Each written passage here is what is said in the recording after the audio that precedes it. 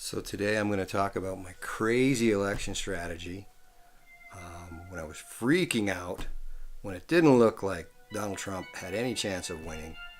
And obviously the person, in case this YouTube channel ever does work, the person who would have those numbers and would know would be KellyAnne Conway, of course. First, let's talk about my craziness. So we're days away from the election, and I don't know the real poll numbers. And obviously if you believe the network polls, which I didn't, what if they are telling the truth?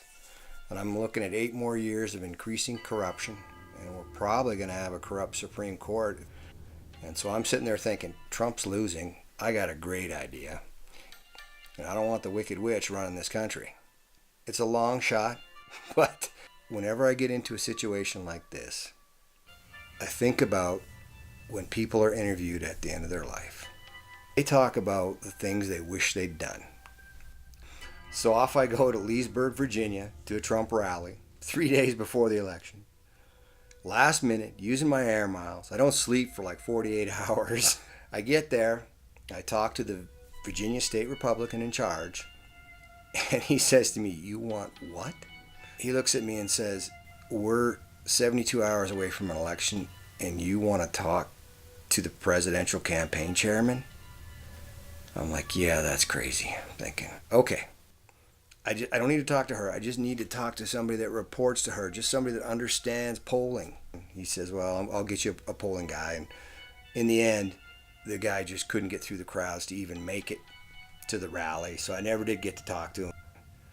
I knew the odds weren't great when I left, and fair enough. Enjoyed the rally, met some nice people. So here's what I think everybody missed. I realized the number one fear of the American people at 61% was government corruption. And that was 50% greater than every other fear in the top 10. If you look at the Clinton corruption and their scorched earth attacks, what you've got is you've got 2 candidates that are well below the 50% trust level. How do you separate it out between the two? It's not about the president. At that point in time, it wasn't. It was about the Attorney General. That's the person that cleans up the corruption. And if you look back at the demographic that won it for Trump, that's the same demographic that won George Bush's re-election in 2004. And the media didn't really cover it very well, but their number 2 concern was honesty. And it's that same group that came out with the last 2 or 3 weeks. And if you preemptively appoint your Attorney General before the election, you're going to address the number 1 fear of 61% of the population. That's a big number.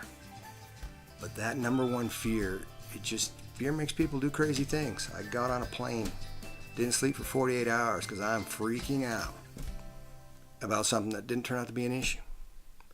So my thought process is, if you appoint Ted Cruz, the media has gone on and on and on about how much he is universally disliked in Washington. Well, that makes him perfect. He's a guy that's talked continuously and consistently about how the Constitution protects the American people from their government and how it needs to be enforced. You're looking at a guy who used to work as a U.S. Supreme Court clerk. You're looking at a guy who's known not to be a Trump fan. And you don't need his agreement. All you have to do is come out and say, you know what? Ted Cruz, the American people need you to do this. If you ever want to be the President of the United States, you can't turn your back on the American people right now. And I look at it and I go, what would the Democratic counterpunch be? They don't have one. So the only question I'm left with is, would this have worked?